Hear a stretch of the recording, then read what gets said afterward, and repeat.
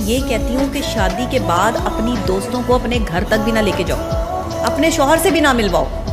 मैं तो यहाँ तक कहती हूँ, मेरी इस बात पर बड़ा खलबली मचती है। जरूरत पड़ी है आपको अपनी बेस्ट फ्रेंड, अपनी फ्रेंड को अपने शौहर से मिलवाने की, बिल्कुल ठीक, कोई ज़रूरत नहीं है। अपनी दोस्तियाँ शादी से पहले रखें और वो बस ठीक है, सलाम दुआ रखें एंड दैट्स इट। कोई ज़रूरत नहीं अपने शौहरों के बीच में जो है वो अपनी दोस्तों को बिठाने की। मुझे ये पसंद नहीं आदत और मैं ये चाहती भी नहीं हूँ। मुझे अक्सर जहाँ पर मेरा अब भी जो है वो बात पक्की हुई या मामला चला तो वहाँ पर भी मुझे हमेशा ये सुनने को मिलता है कि तुम्हारी कोई फ्रेंड नहीं है, तुम्हारी कोई फ्रेंड नहीं है, तुम्हारी कोई फ्रेंड नहीं आ सकती। बस क्यों भाई, मेरी फ्रेंड की क्या ज़रूरत पड़ी हुई है? और हम अपनी फ्रेंड को क्यों जो है वो इंट्रोड्यूस करवाएं, अपनी फ्रेंड्स को क्यों जो है वो अपने शौहर के साथ जो है वो बिठाने की कोशिश करें? होने वाला ही शौहर हो, क्यों बिठाएं?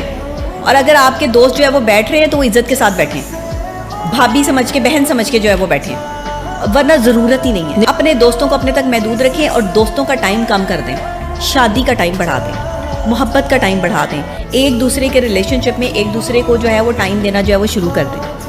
उसकी वजह ये है कि अगर आप एक दूसरे के लिए वक्त नहीं निकालेंगे तो आपका मियाँ बीवी होने का फ़ायदा क्या है? शादी करने का क्या फ़ायदा है मुझे बताएं? जब आपने एक दूसरे को टाइम नहीं देना और फिर भी आपने मोबाइल फ़ोन पे लगे रहना है और आपकी किसी सहेली की कॉलें आ रही हैं, किसी आपकी जो है वो फ्रेंड की कॉल आ रही है, फिर एक्स भी तो होते हैं लोगों के। किसी की शादी होने लगती है तो ये एक्स कहाँ से निकल के आ जाता है? इनको ज़ीरो करेंगे आप खुद।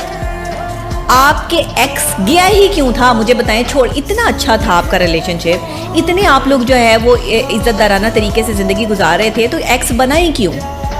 गया क्यों था? जब वापस आना है तो वापस आने के लिए गया था कि अगर वो शख्स किसी और दूसरे शख्स के साथ खुश है या कोई दूसरे शख्स ने उसको जो है वो अकोमोडेट किया, उसको प्यार किया है, तो आप उसकी ज़िंदगी बर्बाद करने के लिए उसकी ज़िंदगी में वापस आ जाएं कि अब आपको किसी ने छोड़ दिया है क्योंकि आप इस काबिल ही नहीं थे। एक्स एक तो ठोकरे खा के वापस आते हैं, ये जो एक्स वापस आते हैं ना, इनको अगले भी कबूल नहीं करते तो ये दूसरे की फिर ज़िंदगी बर्बाद करने उसकी ज़िंदगी में आ जाते हैं। इसी लड़की की इज्जत ख़राब करता है ये कह के कि मैंने तुमसे शादी करनी है, और वो उस लड़की से शादी नहीं करता, अपने माँ बाप की पसंद से किसी और से शादी करना चाहता है, या उसके माँ बाप उसको जो है वो फोर्स करते हैं कि इस लड़की से शादी नहीं करनी, किसी और से करनी है। उसकी ज़िंदगी बर्बाद हो गई जिसकी उसने इज्जत से खेला। ऐसे मर्द को 10 साल कैद बामुशक्कत की सज़ा होनी चाहिए। इस आदमी को कम से कम 2 करोड़ रुपए जुर्माने की सज़ा होनी चाहिए।